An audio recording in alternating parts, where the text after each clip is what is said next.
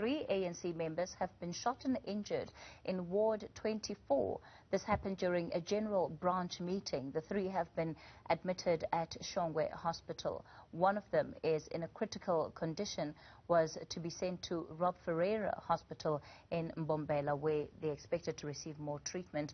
We're joined by former PEC member in Mpumalanga, Peter Nyoni. Mr. Nyoni, good evening to you and thank you for your time today. Firstly, what can you tell us about what happened that resulted in the shooting at this meeting? Good evening to your viewers as well. What I can certainly say is that what transpired today in Ward 24 in Nkomazi should be seen within the context of the manifestation of the disunity, the factional tendencies at the level of the PEC of Mpumalanga. Because I must also remind the viewers that it's not for the first time that such an incident occurs in that ward. It occurred, I think, 2 years ago, and nothing was said. And it's not the only isolated incident around Nkomazi. We have had several incidences where, PGMs of the ANC were marred by gangsterism. In Ward 32 in Bombela, one of our comrades was killed. The very same day he was killed, I was also assaulted. And I think viewers will remember that 2 weeks ago, one of the RTT members was assaulted and was rescued by police. So these tendencies, as I've said, are a mirror of what the Provincial Executive Committee of the ANC is unable to deal with at the level of the province and the branches. So it's just unfortunate, and there is no moral or political justification to go to a PGM of the ANC and just want to massacre people. We want to say we condemn this act, and we are still appealing and knocking at the door of the National Executive Committee of the ANC to take these matters of Mpumalanga politics very serious. I don't know at what point will they be able to come and intervene. Perhaps if 10 or 20 people die, they will see the need why we are still insisting that intervention is needed. When it comes to this particular meeting, is there a reason why you think it was targeted by these gunmen? Like I've said, that you see, a house divided against itself cannot stand. The Provincial Executive Committee of the ANC is so divided in such a way that moving to conference, they would like to retain the very same power. And as a result, at the level of the branches where these PGMs must actually take place in order to nominate, candidates that would actually stand for election in the provincial conference that is coming, as well as choosing delegates. That is where you see this manifestation of the gangsterism taking place to ensure that a particular group, because within the PEC there are 2 groupings, and those are the groupings that are actually fighting at the level of these PGMs to ensure that those that they want to see nominated emerge, and those that must become, delegates to the conference also get nominated. So the war is centered around the power that is there, that will ensure that they are sustained at the level of the Provincial Executive Committee through these acts of violence and so on. So, Mr. Nyoni, given your knowledge just of the state of the ANC, also having been part of the organization in that province for such a long time, do you foresee other BGMs coming under similar threat, especially if the target here is to ensure that those who belong to a particular faction will be able to make up the numbers for the representatives who are sent to conference in December? No, this has been the order of the day. It's just that perhaps this one became a high-profile incident because of what happened. But almost on weekly basis, that is what we witness. In my branch in particular, I think 2 weeks ago, I was confronted with the very same situation. Had it not been the fact that I ran away, probably I would have been killed. So this is actually the problem that the ANC is faced with. Remember, in these BGMs, you have got elderly people that love the ANC, who come to be part of the processes of the ANC. And if the ANC continues the way it does,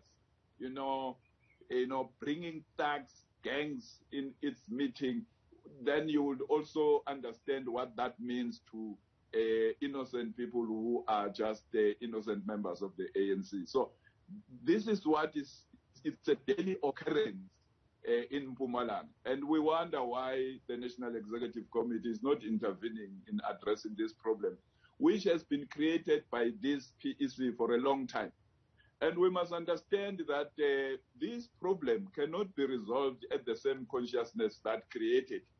That is why we are saying the National Executive Committee must disband this PEC, put an all-inclusive provincial task team that is going to work with the branches, unite and renew the ANC at branch level, so that we are able to take branches of the ANC to a conference that is legitimate. And again, you see, these tendencies will never go away, because looking at this very same PEC, it's their 7th year now. They never had a provincial general council to fill in those vacancies which were left by Diti Mabuza, who's now the president of the ANC, and Violet, who's a member of the NEC, let alone a provincial general council that is meant to assess the performance of the current structure, as per the requirement of the constitution of the ANC. And that tells you that now this very same structure wants to take branches of the ANC to a conference. So in whose interest? It only says in their own interest, and that is why you see this violence. One of the things that comes to memory is that sometime last year, following a shooting, again involving ANC members, we had the dispatchment of the ANC's DSG, Jesse Duarte, and I believe Nomvula Mokonyane was one of those that was sent with her to Mpumalanga to try and help resolve the tensions there. If you can recall that meeting, was there anything productive that came out of that process? It was established that as per the new membership system, that normally there are people that are designated, secretaries in particular, to deal with preparations in respect of BGMs in actually looking into the membership of the ANC. It was established, and it is still known, and the people are known today, of having falsified, names, removed appropriate people, put themselves into their shoes so that they could manipulate this QR coding system that allows, secretaries access to the membership of the branch. That meeting actually realized that, and that is known, and we are still awaiting a response from them up to today. But up to today, I can tell you, nothing has happened. Those people were written letters, requesting them to explain why they should not be disciplined. But up to date, nothing has been happening. So we strongly feel that there are people who have got interest in this kind of a situation. For whatever reason, we may not know, because all of us have got an interest in ensuring that we unite the ANC and we renew it for the betterment of the lives of the people. But so far, nothing has come out. Not only that one, we had several engagements with the National Executive Committee deployees, those that are deployed in Mpumalanga. Since time immemorial, they just come, they engage us, we tell them precisely what the problems are. But up to date, not even a single report came. So the situation is just continuing as normal. So the question is, in whose interest? What happens if the inaction from the national ANC continues? Well, we are actually, as concerned members of the ANC, gathered some time ago to say, no, we cannot actually allow this situation to go unchallenged. That is why we are still appealing as part of our activity to bring that to the attention of the ANC, to say, let them come here, resolve these matters, because we strongly feel there is a solution, unless they choose not to find a solution to deal with these problems. Because it's not normal for a structure that was elected in 2015. That structure is still in existence, despite the fact that it's supposed to be, serving for 4 years. It's almost now 7 years. What does that mean? The constitution of the ANC is shouting at this structure to say, no, no, no. This is abnormal. Within the period of 7 years, there is no way in which you cannot hold a provincial general council, which is prescribed by the constitution of the ANC. Yet we see things, continuing as normal. People are being killed, intimidated in meetings of the ANC. We're even afraid to attend those meetings. You see, meetings of our own organization, which we so voluntarily joined. You see, but it seems like, normally people say if you are pulling something from the sky and it does not come down, so somebody must be holding it. So we strongly believe there are people from the NEC who have got interest in these issues. Why are they not responding? All right. Now we are on the verge of taking these matters to court. So it can't be correct that on matters of the organization, when there are dissatisfaction and concerns, we go to court. The question is, if we go to court, where are our leaders? Do we still have our leaders? Mr. Nyoni, we're going to have to leave it there for tonight. Former PEC member in Mpumalanga, Peter Nyoni, and that interview taking place on the back of that shooting where 3 ANC members were injured at a branch general meeting earlier today.